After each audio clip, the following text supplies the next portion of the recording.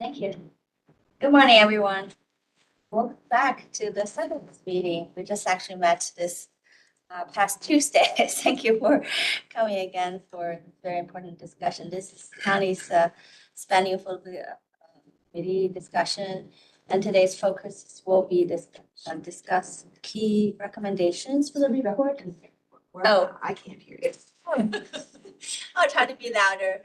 By the way, this is hybrid meeting. We have folks in person here and also some are online. I'll hand it over to Todd, the vice chair for the committee. He's going to kind of guide today's discussion, and what's discussed today will kind of help us form the draft report. Thank you. Happy Friday the 13th, everybody. Hopefully the day is uneventful. So I want to go back to what the guiding formation of our objectives are for the county executive, and we're tasked with four areas of review. One is the revenue projection for the current year, or for the upcoming year, the fiscal 27 year. Two are the long-term revenue projections, which is really like say 5-year projections. Three is the capital spending or general GO bond issuance recommendation limit. And then the fifth is kind of the other category. So what I'd like to do is just have kind of an open discussion in those four categories. And I'd like to thank everybody who sent things in yesterday and Wednesday. It was helpful to kind of know where each of those four categories were headed. So, what I want to do is just get started with our first task, and that is our estimated revenue projection for fiscal 27. Holly made a presentation on Tuesday, I think it was, and broke down her projections of revenues in several categories. And the bottom line was her recommendation or projection was for a 6.3%. 6.2. 6.2% estimate of revenue growth off of last year's budgeted, not actual, because last year is 26 and we're still in it. So we don't have an actual yet, but that would be a 6.2% growth off of last year's budgeted number. So starting with that, any discussion on this is not, and let's be clear, this is not our spending level recommendation. This is our revenue projection. Right. And so we're kind of bifurcating that, and we'll get to what we want to do with our spending recommendation. But the first order of business is to determine and to agree upon whether we think that Holly's recommendation of 6.2% is an accurate reflection of what the committee believes is an appropriate recommendation for our line one task of revenue projections for fiscal 27. So with that, I just want to open it up and get started with any discussion. Buddy? Can somebody refresh my recollection on what home sales look like for the year? I'm sorry, Josh, What home sales look like for the year? Just home sales were flat. And matter of fact, I was on the national a couple of days after I did the presentation. We had our national call, and not only were nationwide was it flat, in some areas was a little bit declining. They still project the same thing for 2026. It's going to be flat or declining. Well, and in fact, that's not after Tuesday. After our meeting on Tuesday, the January numbers nationally came out down 8.6% or something. That's nationally, but I'm just saying for our area, it's going to be flat. But there's certain areas that suffer. It's an income tax that really drove this, right? Yes. Yeah. I mean, it is what it is. So I go with the recommendation, but I'm afraid it'll give people an undue comfort level, which will lead to things that I particularly would be comfortable with. But by the way, they are it's just the way it's going to be. Yeah, they are tracking a number of the migration of residents moving out of not only the state but also the county. So I know that's coming out. I think in March, late March. We wouldn't know what the 25 migration numbers would be. I mean, the earlier numbers from the controller's office at a briefing like 2 months ago, I think, were saying that we lost 12 point something million in income tax revenue from Exodus and brought in something like 2.9, be generous, okay, and that was concerning. And that's based off of jobs and tax rates. Yeah. We do know that. But there's still changes, I mean. Question is, will that be balanced out in part by property taxes? Because I was the reason, we just got hit and they went up. The assessments went up, so Your therefore. triennial. Taxes, yeah. And I looked at the number, I'm like, wow, okay. Oh my goodness, it can only go but so high.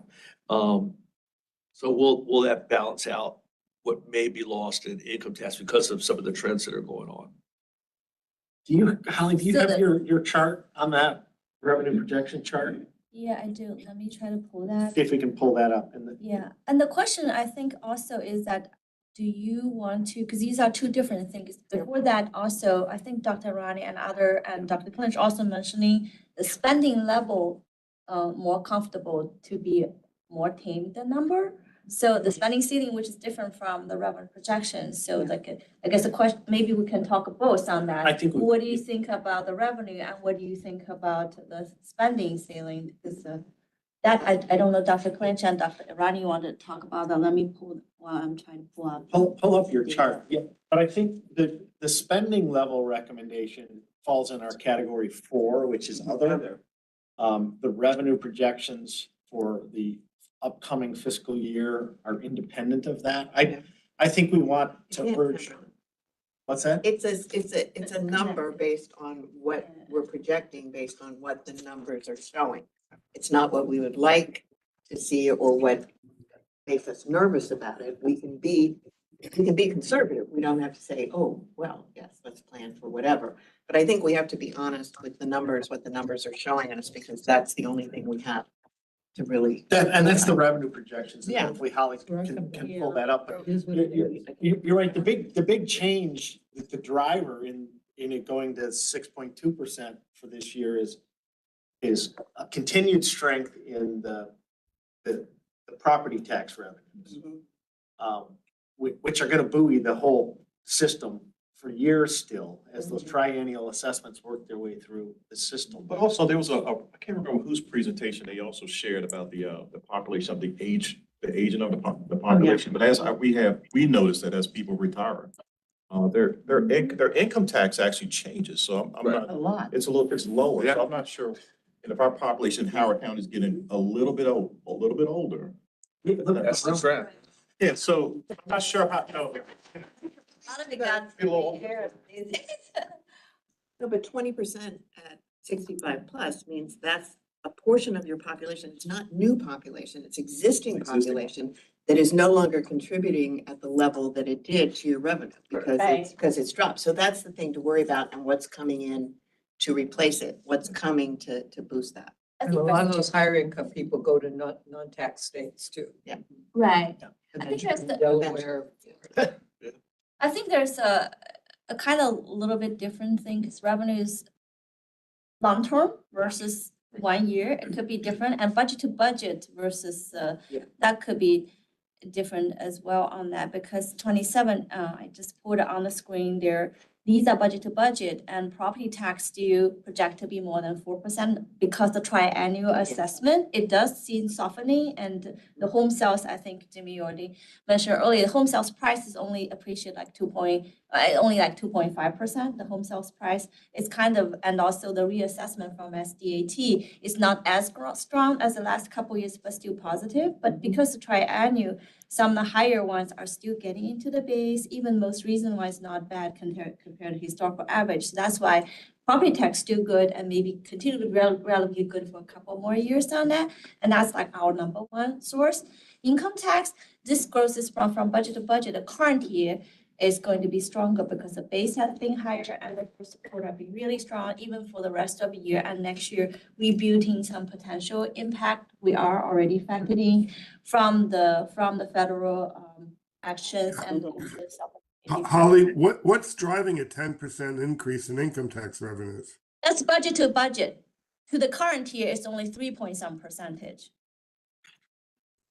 And the year to date and last year, a lot of that we talk about is capital gains are really strong, reconciliation very strong. But the state also said even withholding, they suspect it's a lot of lagged impact of the wage adjustment of employers due to prior year's inflation, because not everybody reacted quickly enough on that, so they were still kind of catching up. So that's all the reason. Again, some of this is gonna disappear as time goes on or be more moderate. But so far, it has been good. Last year's base is really strong. Year to date is very strong. Even we building some of the softening and potential impact there, at least current year will be fairly good. And even we build moderate growth for next year, I think the budget to budget is going to be really strong. I guess what I want to sort of emphasize here is that it's good. I think the number is the number, okay? And it's what you're showing and you've got the numbers to support that. I think it's important in context to make sure that we put some of those contextual pieces in place so that you understand we're not just saying everything's fine. We're saying based on, these figures showing this, and we can still remark there's still concern, around some of the, just so it's not just a bald number. It has That's a good point. context around it so that we can explain to people why it doesn't seem to match some other things they're hearing or what they perceive as being real or what they're seeing in their own.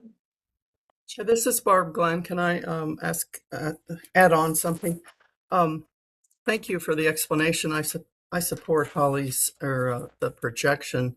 I just wanted to remind everybody, last year our projected revenue growth for FY26 report was 4%. So I had the question until Todd answered it, that the biggest change is the strength in property taxes.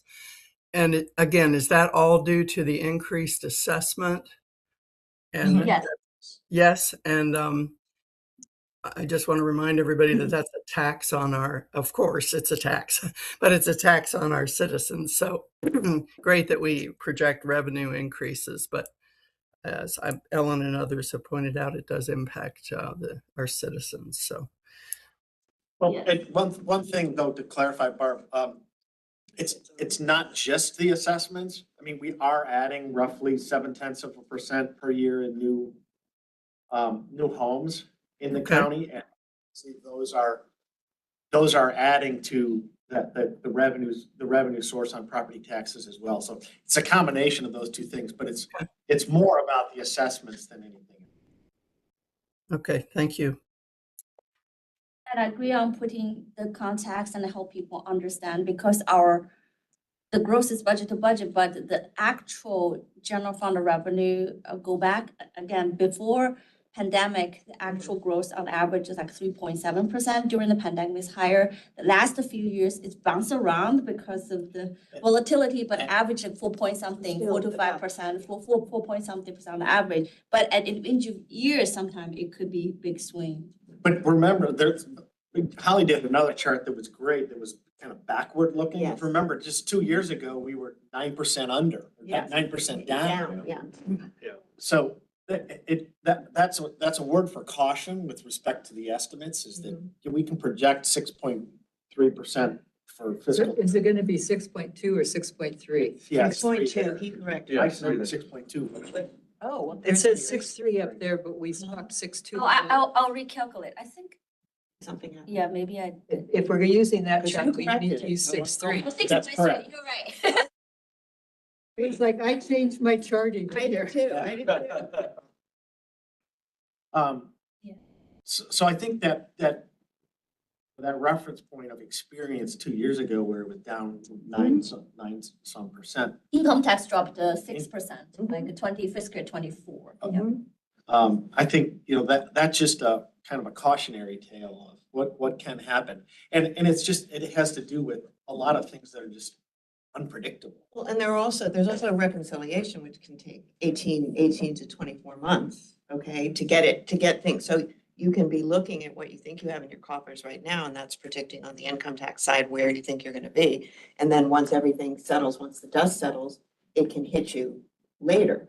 And we're not on a calendar fiscal year, we're on an off calendar year, which doesn't match the federal calendar year. I mean, so we're all talking about slightly different figures they're receiving from their tax advisors or whatever. These are all in slightly different timeframes. So I think as long as we explain where the numbers came from and note, like with any projection, I mean, 1-year projection is iffy as a 10-year, projection in many ways. So just making sure that we set it in so that people understand that this is what we see based on the numbers that are in front of us. That's the only data that we have.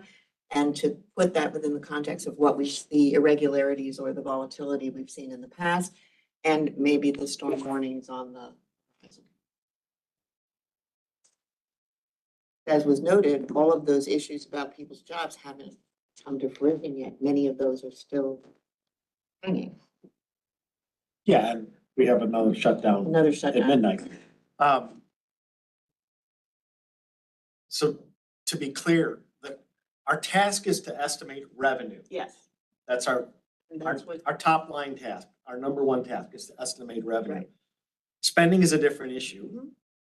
And we can turn to that next, even though that's in the other category or 4 rather than category 2 or I category think we 3. can talk about that because it's a But- relevant issue. It's a but- different issue. Yeah, well, let's, before we turn to that, let's just finish this. And if my perspective was, and I said this to Holly yesterday, but is that we don't really have a strong basis to challenge or change No. what Holly's, providing here based on what's happening this year and with what we've heard. Unless either Richard or Darius wants to weigh in here on this revenue forecast. If there's anything else that you want to provide as context, that would be helpful. Mr. Darius, I mean, obviously, I think there's a lot of still uncertainty going on. I know that we've got a budget partial shutdown coming soon. We've still got some decisions about tariffs, even though Congress may take them on. We still have a $1.6 billion budget deficit this year, and then next year a $3 billion budget deficit at the state level. Real estate is not growing as much, and so the engine of growth is, it looks like from the data that Holly shared, is income tax. Obviously, that could grow with capital gains, but that seems a bit, so there's a lot of challenges, and I know that Dr. Richard Clinch has got about a 4.5% growth in personal income. So, I'm nervous. I think the revenue side, I'm okay. I just would be on the spending side. I'd rather be more cautious on the spending side, given some of the uncertainties. Yeah, I'll echo that. Sorry, I've got the flu. So, plus it's a lag. Once these things hit, these fiscal results are kind of, what is it, Holly, about a 6-month lag between realization of revenue and when we get the taxes? Longer than, well, there will be some. So 6 to 9 months typically, right? More than that, because income tax sometimes even the following year or two still in the reconciliation cycle on that there. So there will be some immediate impact, but a lot of it will drag for the next couple of years. So I think we need to build that into the caution. I think the revenue forecasts, again, the 10% seemed a little scary, but scary high, excuse me. But it is what it is, and I think we just need to point to the issue for caution. And I'm going to remute. So with that, I guess let's just go ahead and put this to a vote as a committee on whether we want to adopt the 6.3% projection and what's reflected in the chart here, because this will serve as the basis, our top line recommendation. And then we go down from here. So, I guess, do we should. Need a motion? Make a motion. Do we need a motion? Yeah. Make a motion that we, Do you have the list? I do. Okay, I'll make a motion to adopt a 6.3% increase in the revenue growth for 2027. Second. Let Richard do it. All right. I like That's the fine. economist doing it. Is it 6.3 or 6.2 people? 6.3. 6.3. Thank you. I did see it in the chart, but I didn't hear Holly say that. Thank you. So, let's go ahead and then we'll call for the vote and, Arterburn, yes. Dr. Clinch, Yes. Ellen Flynn Giles, Yes. Barbara Glenn, or Dr. Barbara Glenn, Yes, Hunt, Yes. yes. Dr. Arati. He's tripping on it. I think he said yes. His mic went out.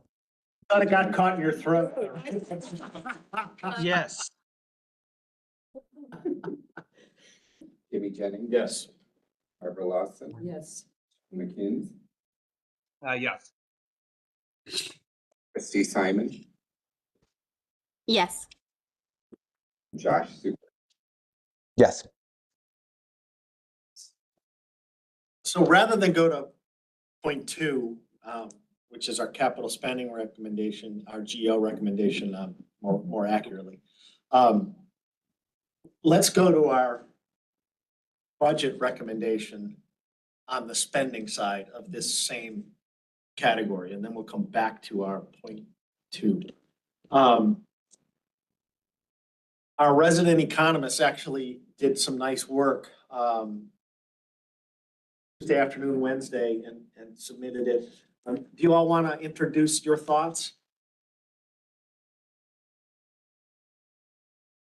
Richard or? On capital?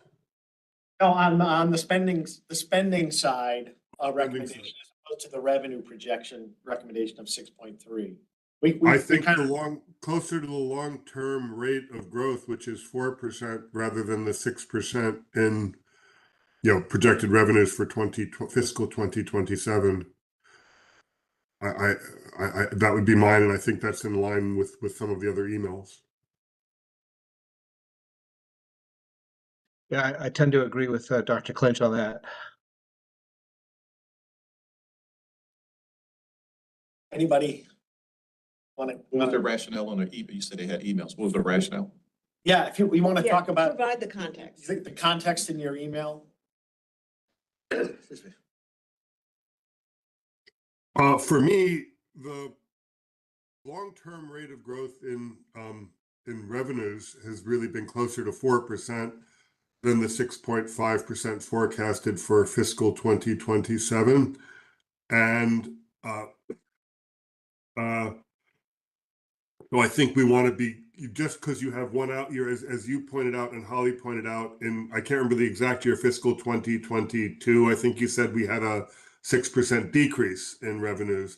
I mean, I think we don't want to think, so I think we want to project spending levels closer to the long-term norm, not closer to the fiscal 2027 results, which are buoyed by things that happened in the past, given the fiscal uncertainty.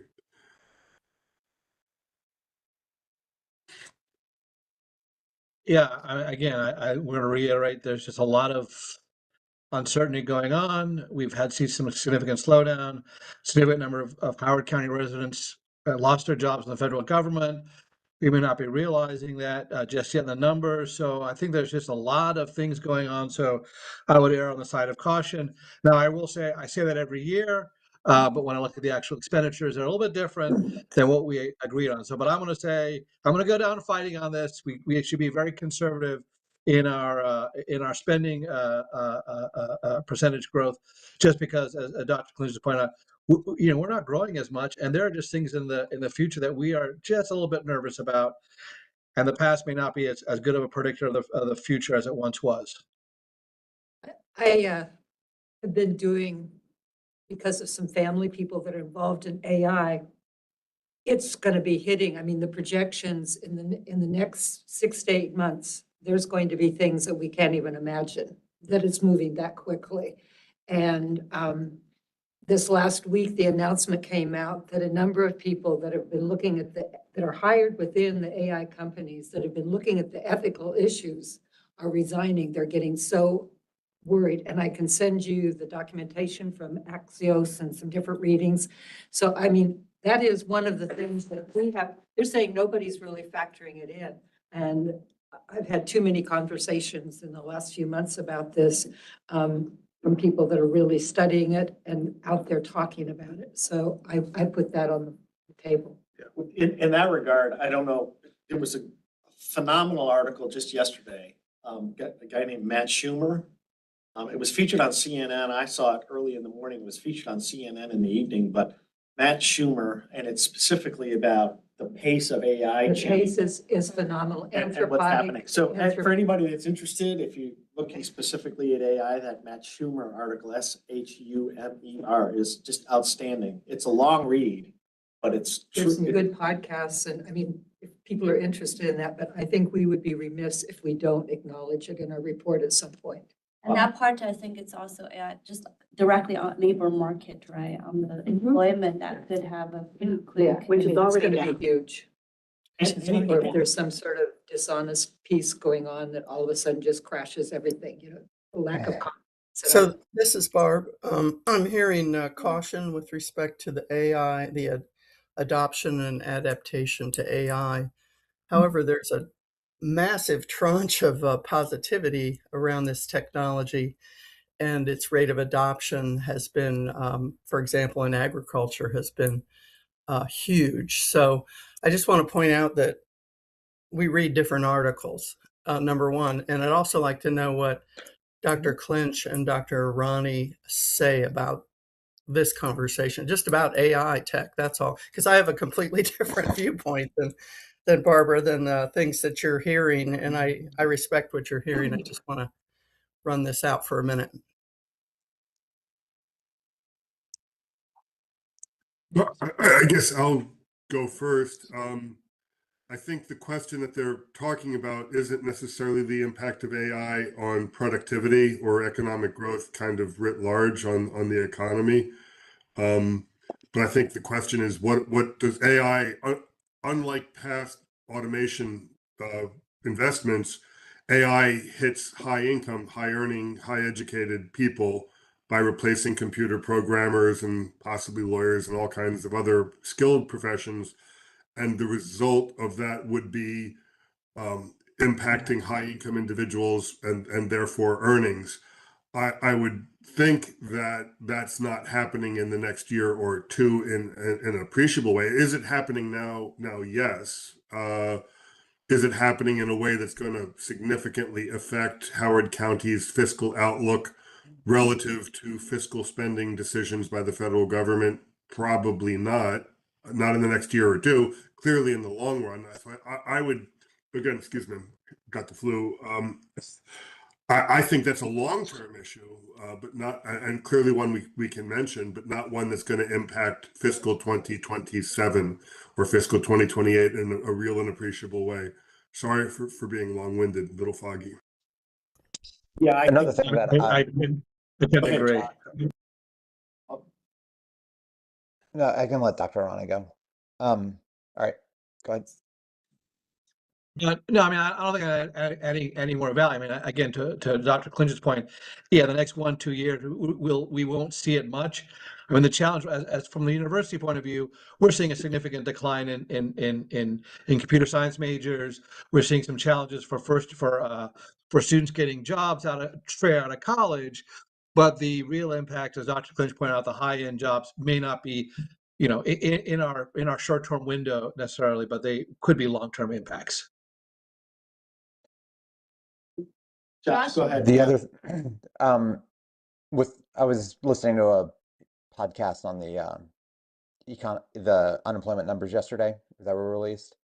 First of all, there was a big revision nationally last year, and then with yesterday, combining both yesterday's release and last year, if it wasn't for low-end healthcare jobs for our aging population, we would have been losing jobs for the last year.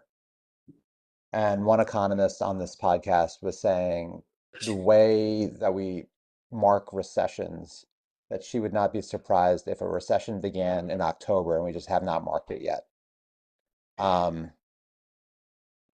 And so writ large, we are in Howard County, like government jobs are going down. We have there's this dark clouds of what's going to happen on computer engineering, where we have a lot in our federal contracting workforce. And if, you know, if we incorporate some of these trends nationally, our job growth is really going to be people who take care of the infirmed rather than, you know, high value. I mean, that's high value, but high income type work. I think more than 21% of the jobs here in the county are professional, IT, that kind of job. That's probably a more Yes. exposure to the AI. So I think we're off on a little side street here. But let's bring it back to our spending recommendations for fiscal 27. Because we have, if we're saying that we're estimating a 6.3% revenue increase, it's like, you know, they're gonna wanna grab it and spend it. And the issue is that the caution is, from our perspective, I think, is that we wouldn't recommend that you're creating new baseline that's 6.3% higher in fiscal 27 and then thinking that we're gonna continue growing from that new baseline. I kind of look at it from the perspective of, all right, if we project, or if we build a budget that's spending 3.5 or 4% more than fiscal 26, and we do 2 or 2.5% better than that, the question is what do we do with the difference? And I kind of see a couple of opportunities. One, we know that we've had some erosion in our reserve balances. And concerns about that. And concerns about that have been Pointed out by other people. pointed out by at least two of the three rating agencies. And they've also made clear that that is a primary metric for ratings. That being the case, it would seem to me to be responsible to be intentionally rebuilding some of our reserves, as opposed to budgeting low, dropping it into pay-go, and then spending pay-go and further eroding our reserve base, even though we've had the opportunity to rebuild it. So it seemed to me that if we're trying to integrate the whole thing, that would be the way to integrate it. That we have seen the erosion in our reserves. We can still increase our budget, our spending side of the equation, by 3.5 or 4%, which is the long-term average. We can intentionally carve off that differential in our revenue estimate versus our spending recommendation and rebuild our reserves in the process. But so I'll throw that out there for consideration. It's a combination of debt reduction, I mean, based off of what the presentation. So would it be proper to make a recommendation based off of our in-house? It's not debt reduction, it's reserve replacement. And what number are we talking about that would be, say, a good number to, you know, kind of right the ship? For, which is the big one, they're looking at 35% in reserves. We are 26.8, that's 27. We're not gonna get it all back in one shot. No, We can certainly put a dent in it with, I think what the key metrics that we're looking at is that they've seen us moving backwards, and that is a concern. They called it out last year, and they called it out again this year. They say, we need to see you, either you're stable or you're moving up, not keep moving down. Because for AAA, you have to be around 35 or more. We are not, but they're giving us what they call notches because of what you all do and our fiscal prudence. But if they begin to see that, that might be a caution. They have to see positive steps in the What would right be the, direction. what would be the percent that we should consider moving forward and to increase?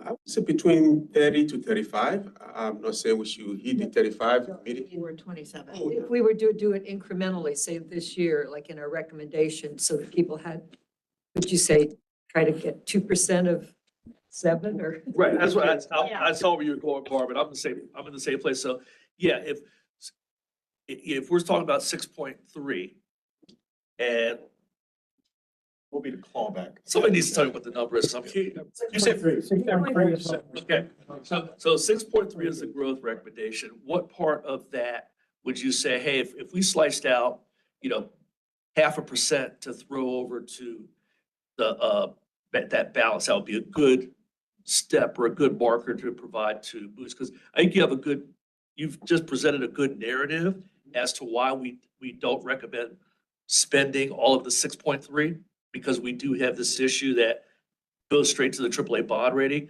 But, and don't have to answer it now, but at some point, we probably need to quantify what piece of that needs to be moved over here to get us on the right path with Moody's and others. Talking 10 million. I want to go back to Rafi, you had a slide in your presentation about our reserve levels Yes. and what has happened specifically over the last 3 years, which is pretty profound change in the last 3 years.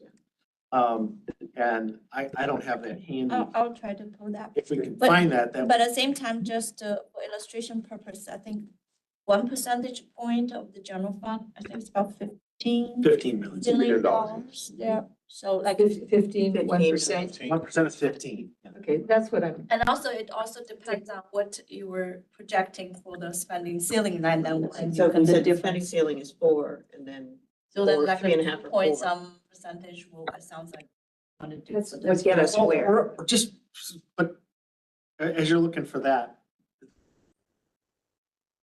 historically, if we budget our spending for a 4% increase and we end up getting a 6% increase in revenues, then that 2% drops to PAYGO. And then PAYGO always gets spent. And in fact, we've spent more than PAYGO and reduced our reserves more than PAYGO the last couple of years.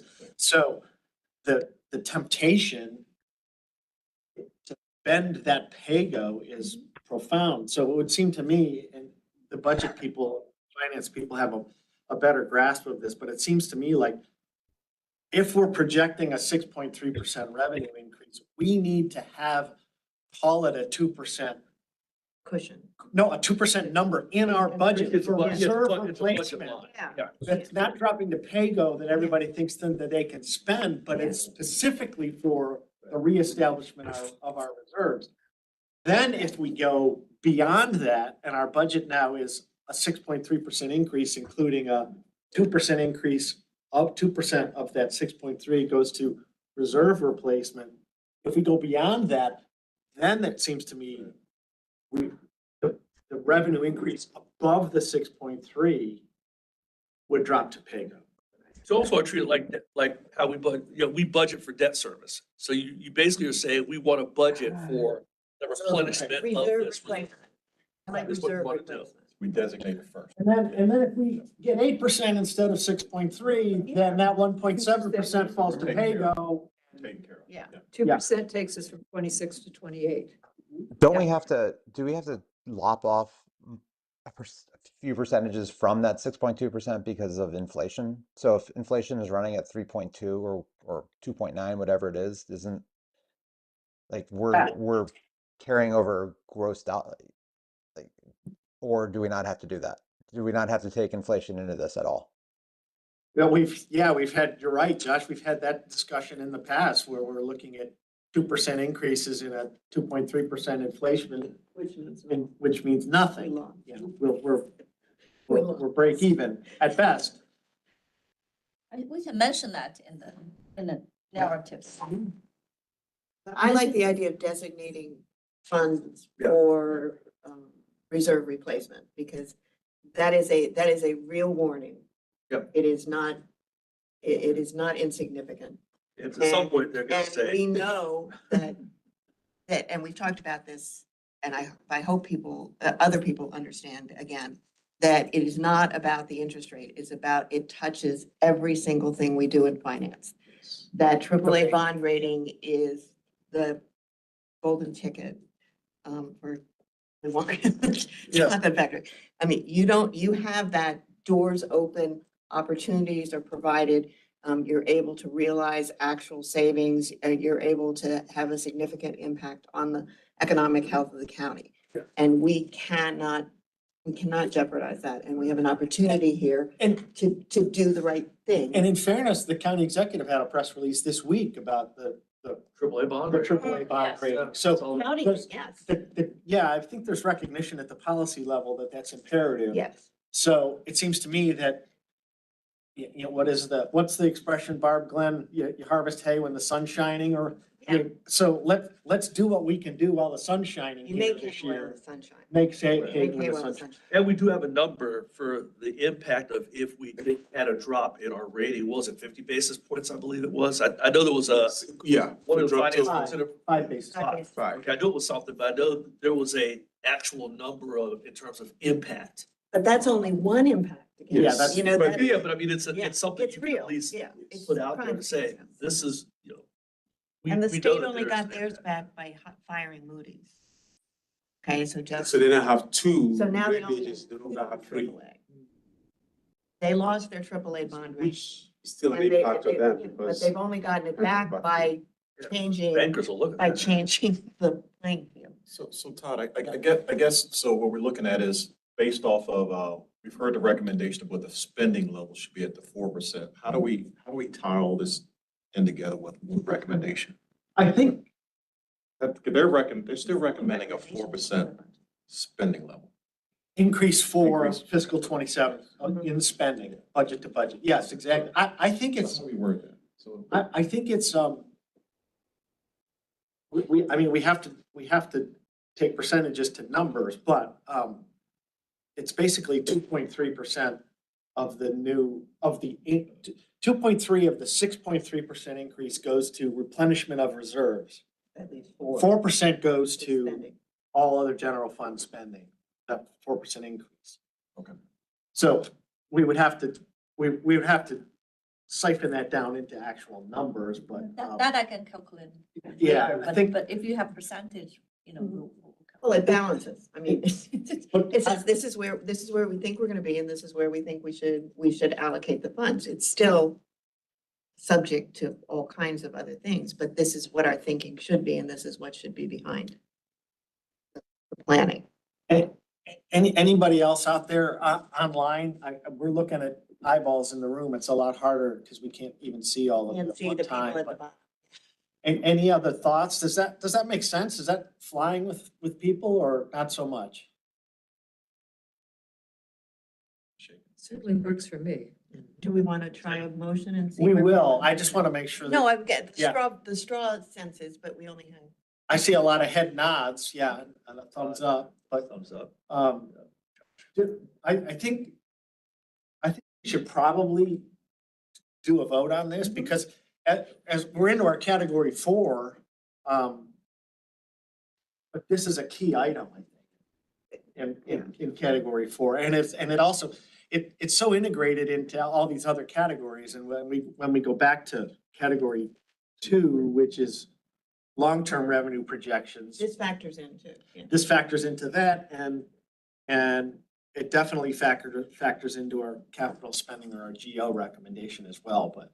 And I think it was critical that we extend the conversation on revenue to what that then implies based on our spending. Right. Because these are not separate tracks on the highway. These are integrally connected. And we need to be thinking of those things. Nothing exists in the abstract, only in context. Any other thoughts, online, folks? Barb, yeah, I hear you. We don't hear you, Barb, sorry.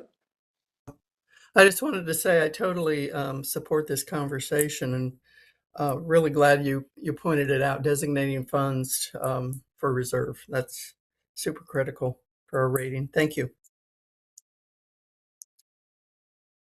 So I think we can do it in one motion. I think so. But what I'm thinking is that it's, Because it's We're still recom- spending. I mean, we're it's a recom- piece of spending. right, we're recommending that the projected 6.3% increase be allocated 4% for general fund spending and 2.3% for reserve replacement. I can just say. And beyond that 6.3% increase total. We're not advocating spending anything more than our 6. No, but in fact, anything above that 6.3, whether we have 2.3 of that 6.3 go to reserve replacement, would then fall to pay-go. Yeah. Correct? Yes. So moved. Okay, and I'll second again. I'm good at that. Was the recommendation, I don't think we may put the motion on the floor because you couldn't put the motion. I didn't put it Okay, up there. okay, so- But she No, said she so just moved. did. She Barb- said so moved. Barb moved it. Yeah. And I said, Seconded. Okay, so let's call for the vote then. For Yes. Dr. Clinch, Yes. Ellen Flynn Giles, yes. Dr. Glenn, Yes.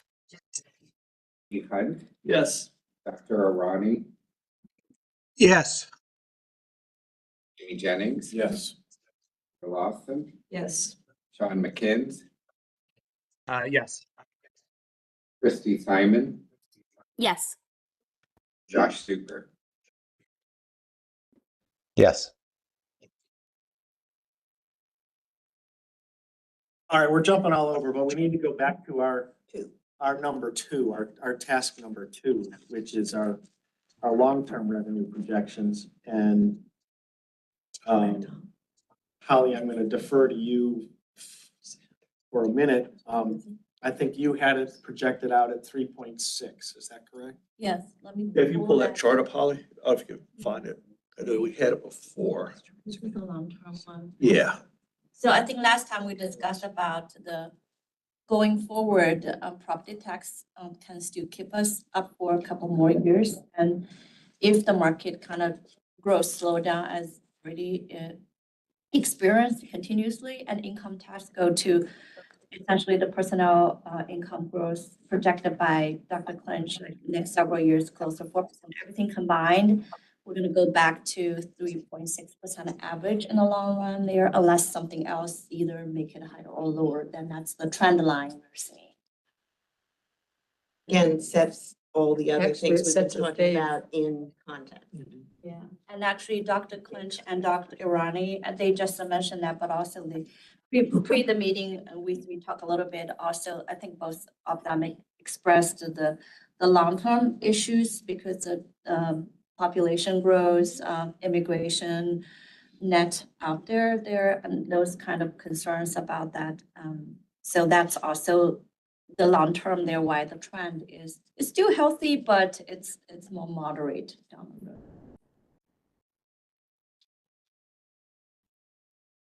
So anybody want to chime in on 3.6%? Reasonable. Yeah. It's understandable. It's supportable. Explain.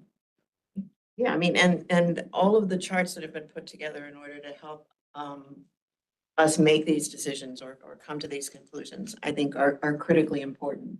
Everybody's not gonna look at them, but if you tell somebody, well, look, this is what we've been seeing, this is what we can depend on, I just think this is good. Yeah. Yeah, and I think it tracks with a lot of what both doctors, Irani and Clinch, Mhm. had to say. You know, the facts that they look at, unless, gentlemen, correct me if I'm reading that wrong, but I believe that's in line with where you guys were thinking. My only question on this would be the property tax revenues coming in under 4%, which is, I believe, under the homestead cap. But with most recent assessments came in very high. Is the property tax projection low? That's my only, I completely support 4%. My only question is the derivation of the property tax revenue estimate might seem a little low to me. At 3.5, you mean, Richard? At 3.5. 6. What do you think what do you think would be more accurate, Richard? I'm asking how, it was probably derived by somebody much more experienced and knowledgeable than me. But if what's the homestead cap? 4%, I thought. 5. So you're going to probably see 4 to 5% increase in property tax revenues just based on the current assessment cycles, which have been coming in high. So this just may be low. Is it going to be 10? No, it can't be more than 4 or 5. But raising that a little bit gets us to 4, and 4 is probably what it is rather than 3.8. That's my eyeballing this. But Dr. Rani, I'll explain that the 3.5% is an average. So next couple of years, I was looking at a little bit above 4%, and then it dropped to 3 point something. But at the Okay. tail end, I actually make it even lower than that because historically speaking, it's 2 to 3% before the pandemic. So I was thinking after next 3 years, it will more go back towards, not at the historical level, but more growth. So that's why the average 3.5. The next couple of years is up, higher. is higher than that there. But that's how averages are derived. Yeah. The other thing is that there are other credits also now start to pick up. There's the aging in place. That's where we're multi-million higher. And because it's more generous and there are more, and also is the aging in the community that actually are picking up. And so there's other credit also started to inch up. That's eating into that as well. There might be something that's good to note that at what point do you have it trending down? Yeah. Yeah. And why? to Jimmy's point, you know, if the national experience in January holds and we have a flat year and all of a sudden the triennial assessment is flat as opposed to +5, +6, +10, +15. It's only going one pickup. Remember that the adjustments downward are not averaged in. Adjustments downward are immediate. So there is some risk. I mean, if you go back to 2009, where the residential real estate market got hammered, now again, it takes a little bit of time For all of that. for all that to work its way through, but the declines happen immediately. They don't get averaged in. So we could have, you know, if we had a 2009 happen again, probably not. Hope not. We're knocking, it's. But in any event, it goes to the issue of not overshooting our property tax estimates. It's a 5. Oh, correct me if I'm wrong, but even in a down market, even in 2009, we saw revenue increases from property tax because of the overhang from the homestead exemption. You can eat into that. So the only thing we benchmarked in a property tax sense is commercial and new home sales, which are a fraction of the total market. So it takes a while for that to hit. Am I correct or incorrect, Holly? This is what experienced in 2010, 2013. You can see that it does. We did see when the market tanked at that point, we did have the drop, which is the tax drop is the red part on that. The blue is the market. So the tax drop is less than what is the market drop, but still it shows immediately because as Todd mentioned, when the market turned the other side, it's realized immediately rather than get phased in. So even that's mitigated because of the some property may be still in the up part there. It is still economic. You see that it takes 3 years to get out of the real market correction. Again, to everybody's point, we may not be, hopefully not in that situation, but nevertheless, if something hit, you will feel that. Well, and remember too, the property tax base is a reflection of the increased assessments, but also the number of units. And the number of units we were adding Very in 2008, 2009, 2010, 2011 was still going up considerably more than the 0.7% that we're experiencing now. So if we're seeing basically flat property tax revenues in an environment where we're adding 2.5 or 3% new homes to it, we should be seeing, all else equal, a minimum of 2.5 or 3% increase to our property tax revenue. So Yeah. So it seems to me that it's a real consideration that we need to be monitoring. Also, these days, new construction are the lowest, new permits lowest in the last 2 decades for the last couple of years. So that's also means new construction is not going to add too much to offset. Not like last recession. At that point, new construction is still more. Hey, Sean, if you can hold on just a minute, are you still there or did you dive? Sean just posted that he had to jump for another meeting. I was hoping to keep him for this vote, but I think we're yeah, it looks like he did jump out. Anything else, or do we want to vote on this 3.6? And well, let's vote on it first, and then I'll add one And we can thing decide. about the 3.6 and this year's, what we just voted on prior to this, but let's go ahead and, if they want a motion on this, I'll move first. and a second, And, yeah.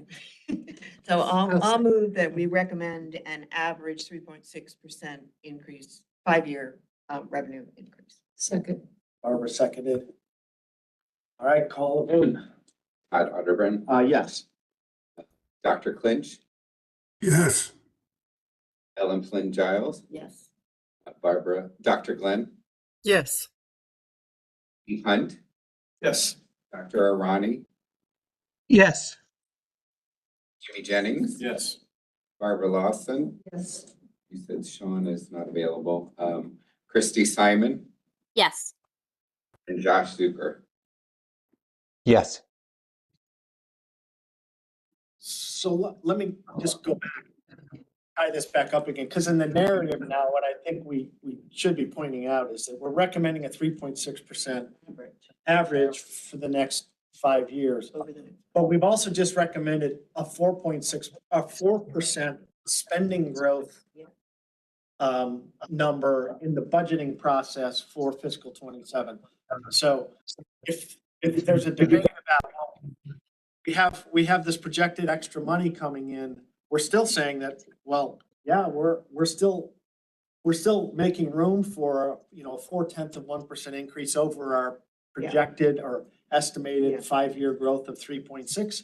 So there is an immediate benefit for in the short term if we budget for that. If we spend it wisely.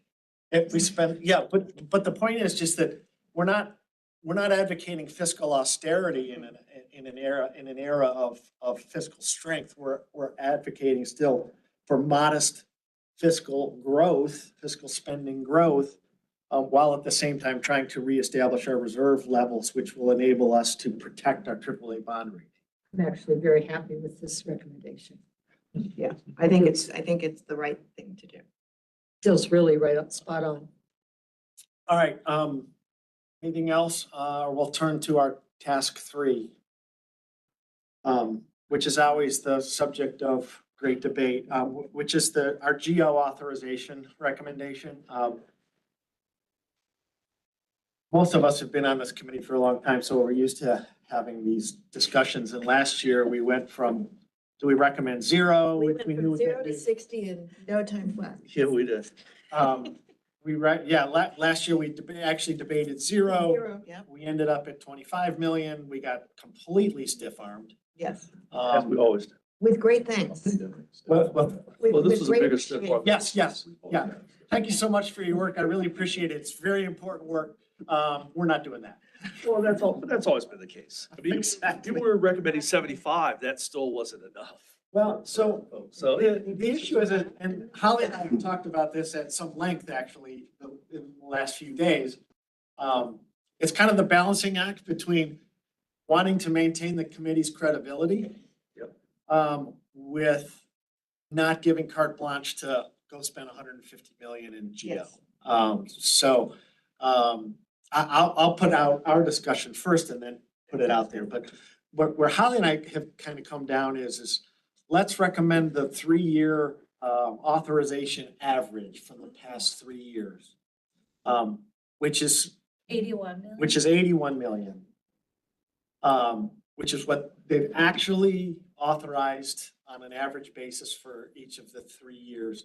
And the reason we came to that is we didn't want to seem non-credible by saying, okay, well, we're so concerned we need it to be 50 million because we know that it's probably going to be higher than whatever we recommend. But the issue is, can we recommend a responsible number that's defendable and rational? And that's kind of where we thought a 3-year average, when we're looking at a pretty decent fiscal year for fiscal 27, might be a more defendable position for the committee to take. But I just throw that out there. So anybody that wants to chime in, I would welcome that. Well, I'm the conservative one on this subject.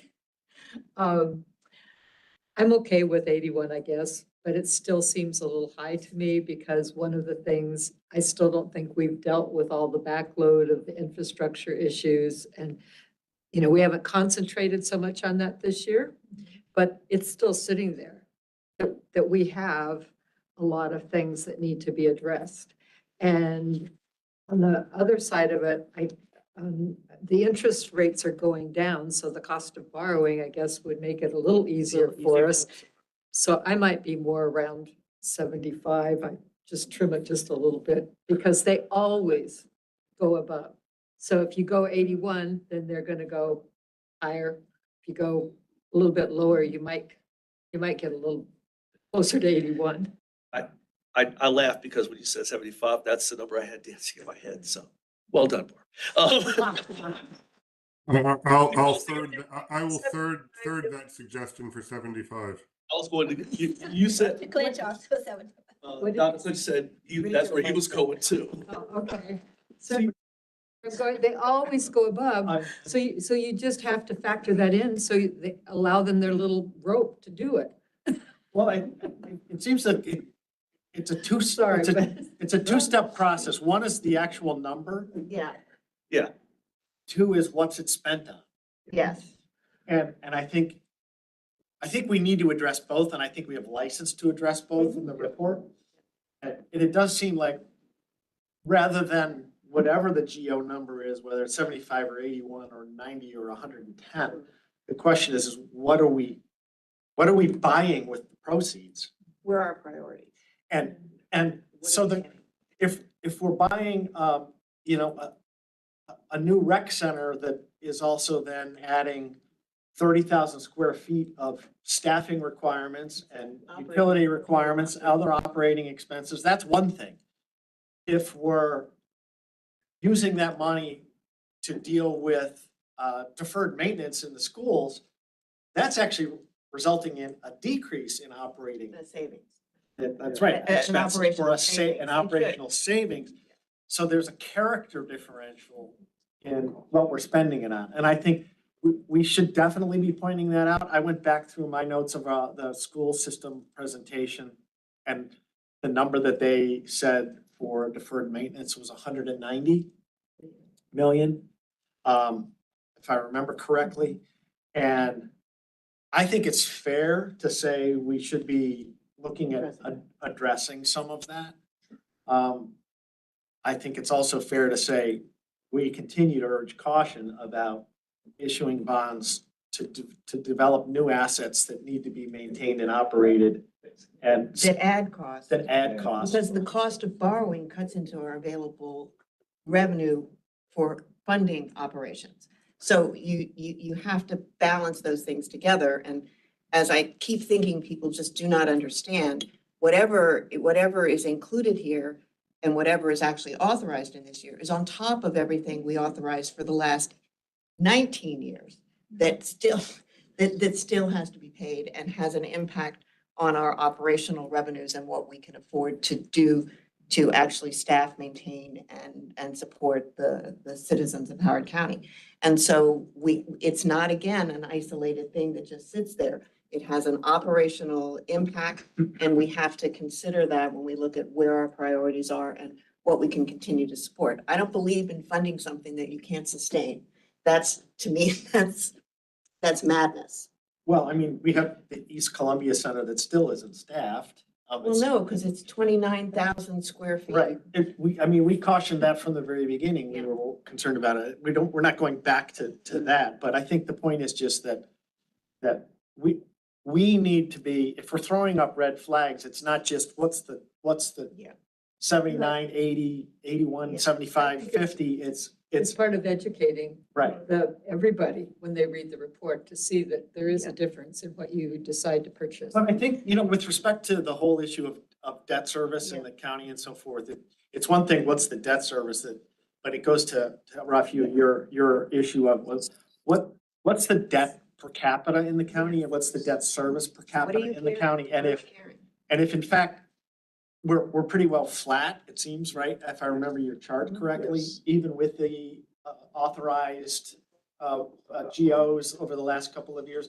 we're still pretty well flat. So we're not overburdening on a per capita basis. So I think we want to be a little cautious. Again, we want to maintain credibility that we recognize that the issue is not just a big fat number that nobody can understand. The issue is what's the debt per capita, what's the debt service per capita? And we're trying to monitor that. And then as it relates to how that borrowing, how those assets that we purchase with the capital funds are reflected in our ongoing operating budget. Yeah. And just to recognize that these are not separate things. You know, we gauge them here, but they have an annual operating impact. And that is something you have to keep in mind before you do the same thing when you borrow. I mean, normal people are looking at what this means and what this is going to cost me over time and how does that impact everything else in my life. So it's not a separate just thing that's an amorphous rock of money. It's thinking about what that means about what we can afford to do Going in the forward. future. Yeah. And so looking at what the benefit of those, so talking about changes that we make to reduce costs, to minimize, rises in that, make things more efficient, to make things more productive. All of those things are also considerations in where we invest our money because everything has an impact on something else. Anybody else out in your home offices want to kick anything in here? 75 for me. I think that's right. I mean, I will fourth the 75 million. So I don't think anything has been said that I disagree with. So moved. Well, Don't move quite yet before we close the discussion. I think. Well, actually, you moved before discussion, but that's. Yeah, I know. Yeah. I'm your parliamentarian for the day. And this is Barb. I just want to throw out there that I appreciated Holly and Todd's first number at 81 million because you were using data to average 3 years. I'm usually a fan of that, data driven, but after listening to the dialogue, I'm like Josh. What the heck? 75 million. Thank you. It's a responsible number. And to your point about, To go from 75 to 25 to 81. 81 just sounds ridiculous. It's- It's like yeah. saying But- something costs 79. We can put the 3-year average in, but say we're going with 75. well, we can say yeah, it's in line. it's so much harder to increase it to 90 million if we recommend 75 million. Yeah. It's easier to go to 90 million if you increase it to 81. We're in line with the 3-year average. What's our 3-year average? Not what they actually. It's a lot less than that. Yeah, We have 50, 25. yeah, we don't want to go there. We look like, yeah. We're like 33. Well, and the other thing is, we always have these numbers that show the long-term trend as far as our debt service in terms of percentage, that 10% ceiling. Yes. And, we have that long-term average. If we did 90, we would be, and I'm sure somebody's looked at that, not in this room, but they look at that and say, hey, you could do 90 and you're still fine. Well, we're saying, yeah, but knock it down a little bit, just in the name of caution. And we want to, press further below that threshold. So I think that's a good, 75 is a good. I'm here at 75. It accomplishes all things.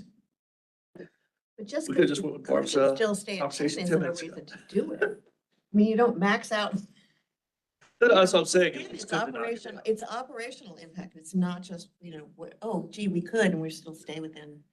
No, I And we can think know- caution is still absolutely what we have to look at and investing in things that we can support and that Yes. will continue to serve, and the emphasis again on not advancing new Yes. that brings in additional obligations, but look at how, I would love to hear somebody talk about efficiency and program improvements and stuff, because that's where we should be going with our assets. General rules or whatever you invest originally in a capital project is 45% of what you will spend in capital over the life of that project. But that includes site prep and design and original construction and outfitting of a building. You're going to spend the rest over time in capital improvement. So what are we doing to make sure that what we're doing with the infrastructure is positioning us to be able to maintain it as long as we can at an efficient level and put money into service? So then if I'm hearing correctly, and I'll let somebody else make the motion, but our recommendations for consideration will be $75 million limit for GO with a strong emphasis on dealing with deferred maintenance And existing improvement, and, capital improvement. yes, but, an emphasis on the deferred maintenance side of the equation and a de-emphasis on new projects that will add assets that will add to the long-term operating Obligation. base in the county. Is that correct? Yes. So moved. I have Sure. a question. Yes. My question is, it sound, and I'm new to all this, but it sounds like this committee tends to be on the conservative side of estimating. And so if you're saying, well, you know, we're thinking 81, but we're going to suggest 75. Why not 80? I don't understand. If you all tend to be low and you were kind of joking about, you know, being on the low side, am I misunderstanding? Because, you know, from the school system side, we need the advice to be more close to reality rather than caution. Well, I think 81 was the 3-year average. Yeah, there's nothing magic about it. Yeah, it's just a 3-year average, so that was just kind of the benchmark. And, you know, if we go 75, that is in line with the 3-year average. And it's certainly a darn sight higher than what we've recommended over the last 3 years. So we are acknowledging that things need to be done in terms of, I'll just call it infrastructure overall. It could be schools. I know roads, we have a big problem there. So we are acknowledging that things need to be done in terms of deferred maintenance of our infrastructure, but we're still saying with all these other economic and financial factors out there, you know, let's not try to get crazy. So I think it's a good balance. Also, Jackie, the more debt we carry, the more less that money. cuts into services for other things because you have a higher percent of debt service and just basic debt. So, you know, you have to kind of reach a balance there. And part of our job is to give some sort of context, I guess, and warning about what happens when you increase that debt service. And that's where you get that operating Impact. impact, where you have more funds in your, you know, general budget, your general fund, You have because money to pay your a lower, teachers. a lower percentage is being chewed up by debt service. So that is more that goes into the general fund, which does pay for things like Your teachers and school your, operations and such. Can I remind people too that, okay, we're talking about the impact of debt service on our operating budget. Nobody has yet talked about the impact of state pushback of costs to the county. We had a $9 million pushback last year for pensions. I'm seeing quite active motion in the legislature to push additional funding back, funding for blueprint pieces, all of which takes away from what is available to pay for the things that are already in the budget and that we've already budgeted. So we're trying to be responsible in terms of how we impact, how we can go forward and how we can continue to services. Because capital is one thing, but operating is what keeps us alive. and fiscal discipline is important, and that's part of the message we send. Well, one other thing, we have not done a particularly good job historically, and I don't think we've even talked about it again since Rafiu's presentation. The general obligation bonds are not the only long-term debt on the county's balance sheet. No. You know, we also have a variety of other funding sources in long-term that add to our debt service requirements, and it's not just GO. So, for example, the Ellicott City Safe and Sound, I mean, most of as I understand it going forward now, the long-term money that's funding Ellicott City Safe and Sound is generally preferred financing, meaning that Yeah. it's at a lower rate or a zero rate. but that's still on the balance sheet and we still have to pay it. And so it's not like it's free money, we're still paying It's not it. a grant. So that's okay? one thing It's a loan.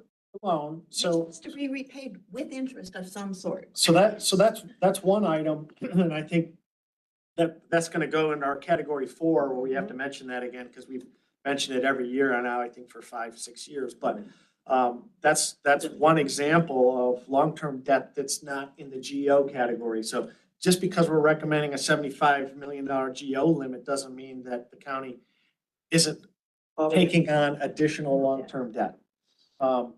Similarly, we have obligations to make improvements to our stormwater management in the county. And that was a huge backlog in previous years. We didn't even address it in our presentations this year. So I don't know what the number is, but it was, as I recall, was well over $100 million of backlog that needed to be taken care of. Again, a good bit of that can be. I think there were 70 scheduled 4s. So Yeah, that we a whole could, so that bunch, we yeah. could maybe do 10 a year, which we couldn't. We could maybe Right. do 7. So And then we and- were only doing 4. And again, a good bit of that, as I understand it, Rafi, correct me if I'm wrong, is funded with preferred debt, not GO debt. Yeah. Yes. But Correct. again, it goes onto the balance sheet. And again, it goes to our debt service Obligation. obligations that we're absorbing going forward. So, so Jackie, that's a pretty long-winded response to your question. And that's the reason why we urge a little bit more caution with GO, because there are other obligations as well.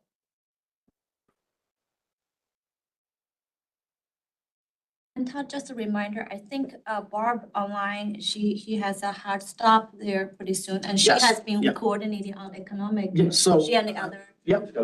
I know we have some 8:40 and 8:45 departures, so let's go ahead. I think we reflected what we want to, we want this motion to be. If somebody wants to restate it and move, that would be great.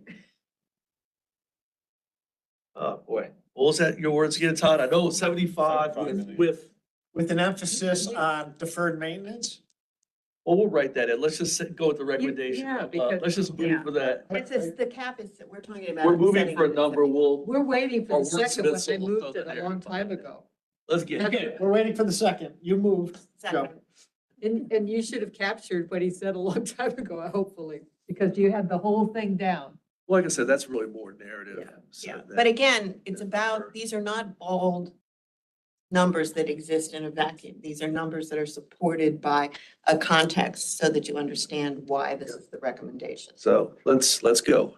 We're good. We did a second, didn't we? Yep, Yep. we are there. Now we vote. 75 is a number. Arterburn, Yes. Dr. Clinch, Yes. Flynn Giles, Yes. Dr. Glenn, She Might have left. Barb, are you still there? Is she in the list on the Yes. side? Steve Hunt, Yes. Dr. Arati, Yes. Amy Jennings, Yes. Barbara Lawson. Yes. Christy Simon, Yes.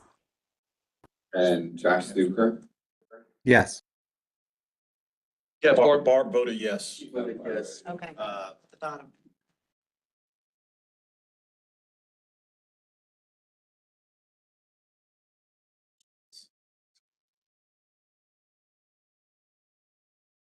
All right, those are the 3 primary objectives. Barb, are you gone? It's hard to answer. Oh, duh, yeah. So Barbara and Christy and Sean, right? Yes.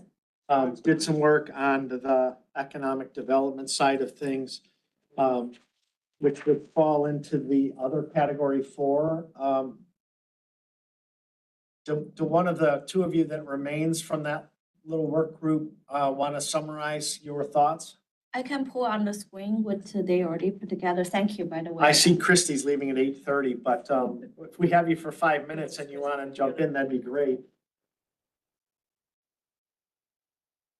Oh, Sean's gone too. Yeah. Yeah. Let me put Oh, us. that was at 8, so he's been gone a while. He's long gone. Yeah. So Christy, do you want to say a little bit on what you guys talking on that? And thank you, by the way, on putting this together. Josh is out.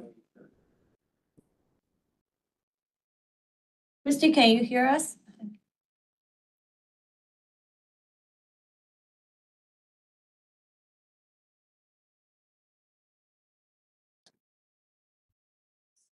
So we are 0 for 3 on that working group. Yeah, she's still on it, but Oh, I see that, yeah. Chrissy, Christy, can you hear us?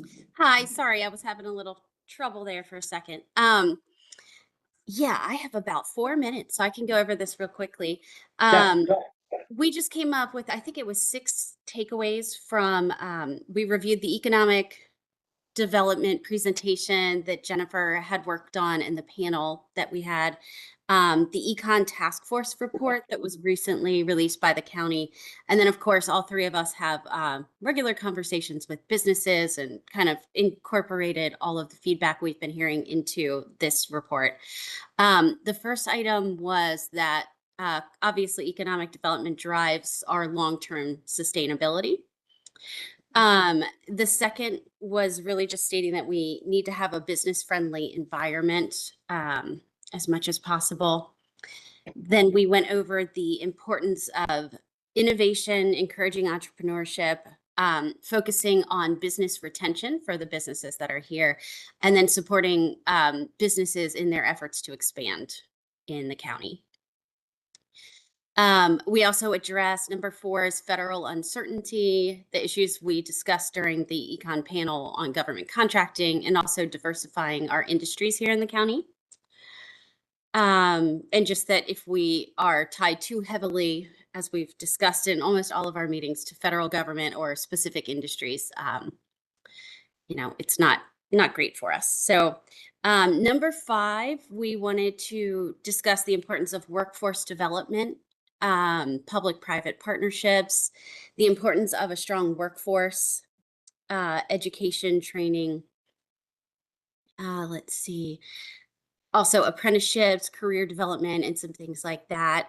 In this part, we also mentioned the importance of housing affordability and availability, which are serious issues we're hearing from businesses looking to potentially relocate to the county.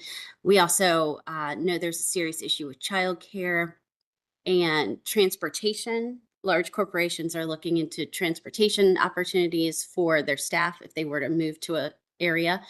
So that seems to have been kind of a recurring problem we're hearing. Number 6 is the importance of strategic investment and taking care of our infrastructure. Let's see. And then number 7 is promoting quality of life and tourism. So we want to make sure there's continued investment in, activities locally, parks, rec centers, and things like that.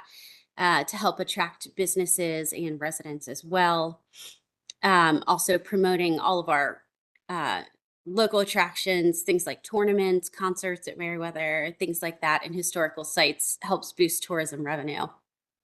And then lastly, strengthen our regional collaboration. We understand we can't do all of this alone just here in Howard County, so we need to focus with our regional partners in other counties to collectively promote regional growth. So that's a quick summary.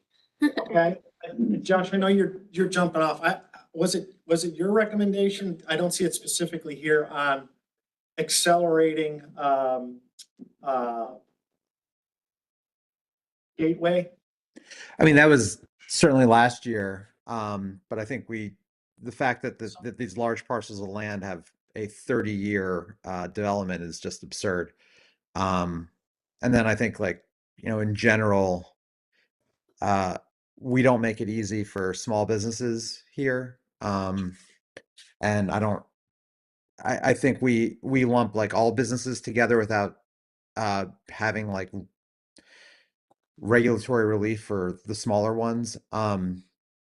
So yeah, I mean, I think all of this, clearly we have to diversify. And I agree with with everything here. I know a lot of it is just completely out of our hands in the county. But as I had said before, like we have to be the the best part of a state that is kind of stagnating systemically. So there's a lot here that we should unpack.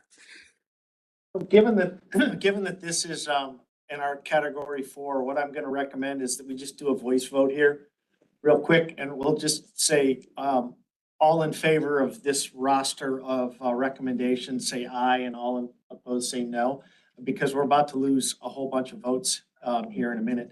So I'm just gonna say all in favor, say aye. Aye. Aye. Aye. Aye. Any opposed? So we'll try to incorporate this when we Into the get into our writing, Right. in our narrative We of can always revisit it. category 4, Yeah, I mean, it'll come back before. Yeah, everyone and to look at. yeah, that's the one thing is everybody's gonna see this in draft form before we have to vote on the final report. Yeah. But in any event, thank you, everybody that's jumping off. I appreciate it.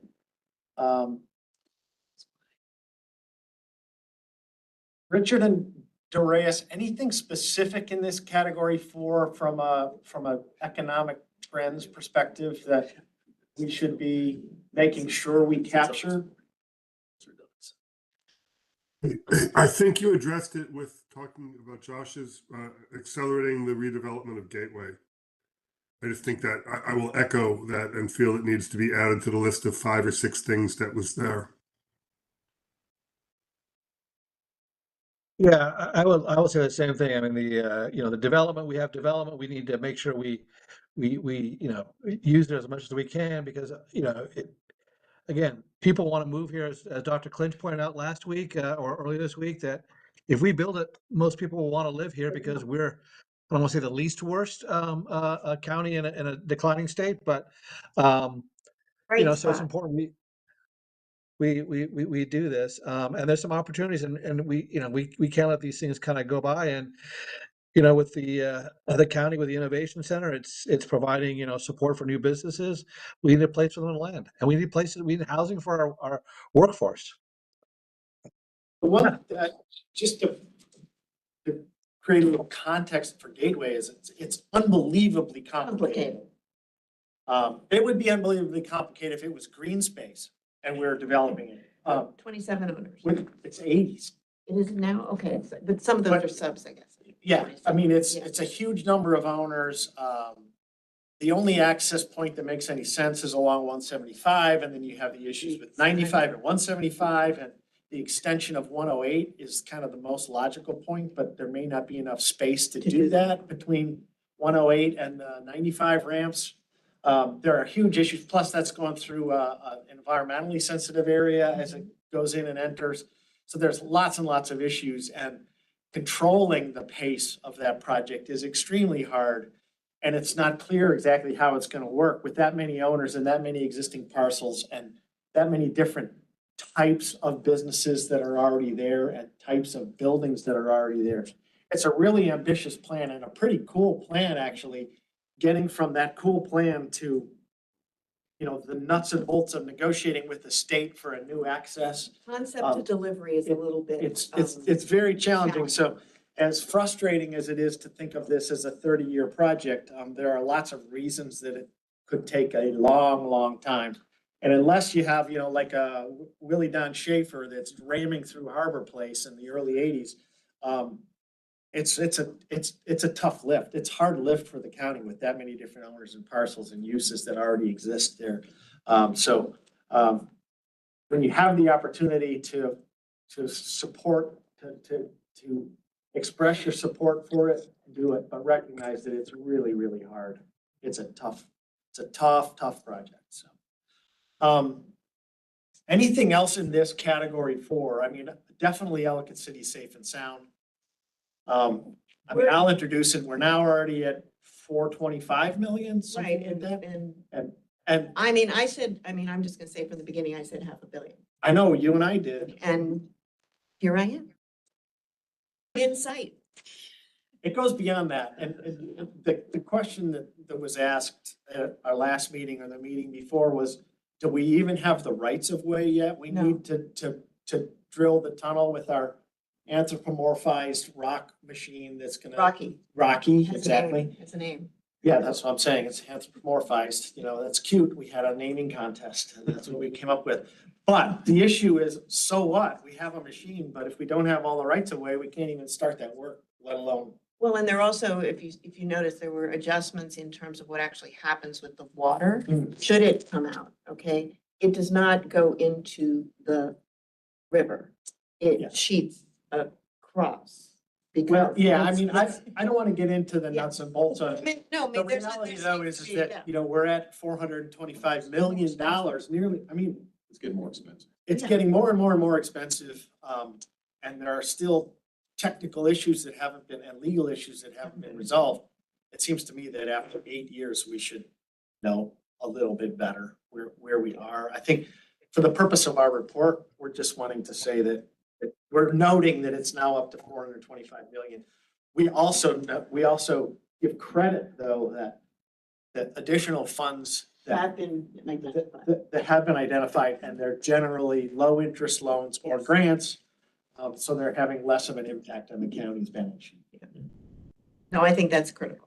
And the other, I think under other, I know Ellen, Barbara, and I forgot who else, there are more on the multi-year and education issues. I Yeah. remember Ellen, you said something about like a blueprint mandates Yeah. and avoid using one time for all. Yeah, so I mean, I sent some stuff, so we'll just talk, I mean, there is obviously concern about one-time pulling monies from fund reserves, both at the county level and at the school system level, in order to manage ongoing pieces. That's clear. One of the things that came out of the presentation from the school system was about, when questioned about why we're building additional, capital projects when we have flat or declining enrollment. And the explanation was about program needs. Well, then if program needs are driven by blueprint, which some of that goes directly to the county, not to the school system itself, what does that mean about capacity and use of existing buildings? There has to be some explanation of why additional space is needed and what that has to do with enrollment. Plus, I think there's a critical need to reexamine at the state level, which they've already sort of started to do, as to why are we building brick and block additions with a 60-year life onto 50-year-old buildings, as opposed to looking at how do we meet an ever-changing demand for resources, services, and space in a way that's more manageable and more justifiable in terms of investing money. Because one of the things that, if you look at the school system, you really can only build a capital project in the 2.5 months of the summer. And so everything gets compressed and everything ends up having to cost more because you have to turn these things around in that time to not interfere with the school year. So are we effectively evaluating what our capacity is, what our needs are going to be, what our base can deliver? What is going to be the impact if blueprint cannot be funded? Because more and more of those blueprint costs are now being shifted from the state to the county level. And so that a dilemma? Just to make sure that we're looking comprehensively at what we have, how it's meeting the needs that we have put on us by, because it's a quasi-state agency. And a county has responsibilities too. Are we positioning ourselves so that we can most effectively deliver on those in the most efficient and practical and sustainable way? Does that make sense? Jackie, I think you're still there. I see your name, but one of the things we, pardon me, recommended last year was that before we add seats, and last year we were working from the perspective of still looking at a modestly increasing rather than a modestly declining school enrollment. Before we're adding additional seats, we were recommending that the school system and the school board take an very active look at how to reallocate students to seats to take advantage of the square footage that we do have or the seats that we have that are in locations that are unutilized or underutilized. And I think our focus has changed because there's now a totally different recognition about what's happening with enrollment. We've been tracking it for 7 years as a committee since I think Jeff Brownell first presented a chart back in 20 or 21 that first got our attention. But I don't see that as a major focus anymore for us. But I think reference to we would encourage the school system and the school board to continue to look at, what do they call it? No, they don't call it redistricting anymore. Rebalancing. Rebalance the students to seats to take advantage of the seats that we do have. But if you have thoughts on that, it would be helpful to hear them. So are we talking, you're talking about capital improvement versus the operating budget? And Yes. It Yeah. goes specifically to the issue of adding seats in capital projects. Right, and I was just talking with the superintendent about that.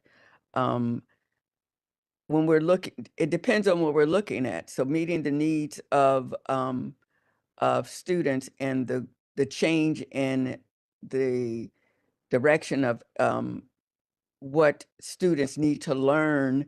You know, we're talking about career CTE, career technology education, where we expanded space for the application research lab, ARL. We don't have enough seats for the interest. And so that's a reason for expansion, because the interest is going there. As far as enrollment, if you're talking about enrollment, that's a driver in a different way. But if we're talking about student interest and space to provide for their needs, that's a different kind of thing. So I agree that we should not be adding space to projects when it really is a need to just renovate the space. And I also agree with Ellen that if we've got 50-year-old buildings, we should not be adding space that's, intended to last for another 50 years when it's, we should be looking at 25-year-old additions, that kind of thing.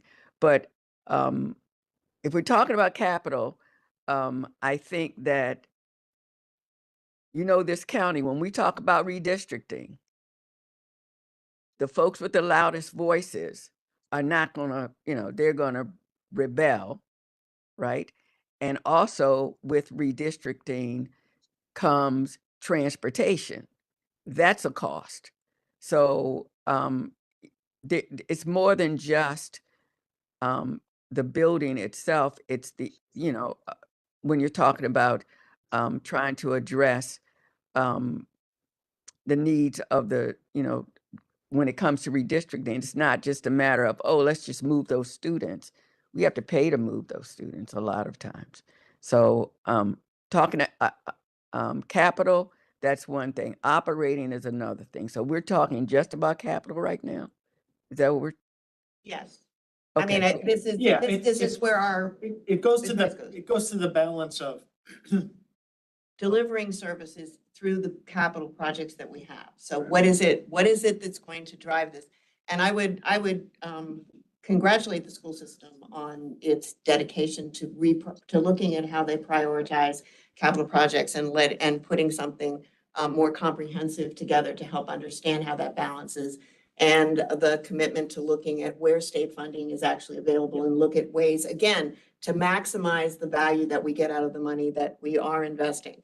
But I think we have to be honest about the direction of the blueprint and where those obligations are and what that's going to cost us and how we're going to deliver on that, and what the program enhancements are and what that means about our infrastructure. So that has to be balanced together, because all money is distributed based on per student. Enrollment drives where the money comes from and how it's allocated. So we just need to recognize that we're at a different point than we've been before, and that we need to assess what we have. We need to reassess where we have, because design capacity from 30 years ago is not what design capacity is now based on programs that are being delivered. So let's make sure that we're operating from the same balance sheet and that we're making the right decisions. And I want to reiterate again that there was strong support for deferred maintenance in our earlier discussion, so I didn't address it here. But it clearly is something we need to address. You cannot have schools that have serious issues that need to be addressed. And that looks to be a good place for, allocation. But we are we're in, as in many other things we talked about economically, we're in a different place than we were before. So how do we make sure that we understand what that means and we're putting the resources where they need to be? I also want to add that along with the capital improvements, as we strive to meet the needs of our students, our special education enrollment increases and the needs of the students increase. And so the space that we need to meet those students' need increase. And so as we are looking at capital projects, we're talking about adjusting space to meet those needs. So it's not just enrollment numbers. Well, no, but that's a change. I mean, the capacity is based on, a student in a desk in a room. And Right, so right. what we have to be looking at, what are the needs and how are those addressed through capital? So we make sure we do that appropriately. Exactly. Yeah, I think, Jackie, just, we're looking at it from, Ellen accepted probably. We're looking at it from a step back. Yeah. And that's just a recognition that in a county where we're now below 30% of the households have kids in the schools. But the school budget is basically half of the total budget. And that school budget is increasing by 6% a year in an environment where the county spending is increasing by 4% a year. It's not sustainable. So we're just looking at it from a 30,000 foot elevation where we're looking down and saying that, is this sustainable the way it is now? Because the percentage of our taxpayers that have kids in schools is going down. Our spending per pupil is going up. Our spending for schools relative to our spending for other services is going up. And at some point, that so stresses the system that it won't be sustainable. So that's the only, that's where we are looking at it.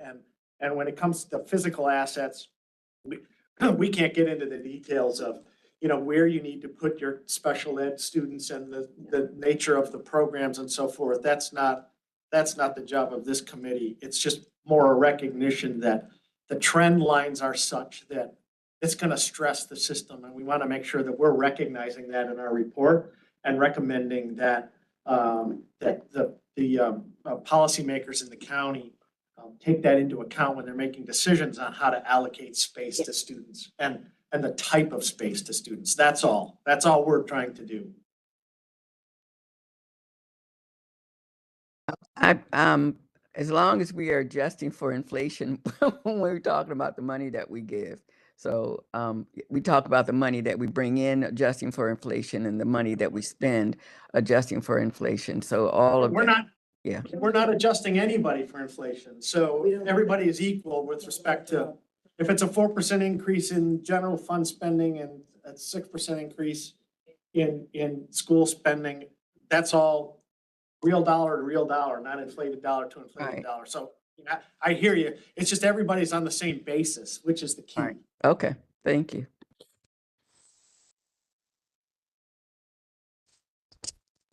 Do we have anything else? I don't think so. If this is Brian, if I could just chime in on that last conversation for a minute. The actual percentage of the county's revenue going to the schools and the operating budget has actually been going down several years in a row until fiscal year 26, where it bounced back up. And certainly some of that is, I understand the one-time monies that are in the system that have kind of created a abnormal excess of funds over the past 5 years, but just want to, call that out. In the school system, is reducing programs. We cut $10 million out of the budget and well over 100 positions last year. And so, just want to state that, the school system is struggling and in need certainly of any revenues that we can, push towards the school system this year. Yeah, Brian, I want to acknowledge the fact that first, the last couple of years we have been really collaborative, and also school, as everybody else, has been really struggling and doing best to live within means on that.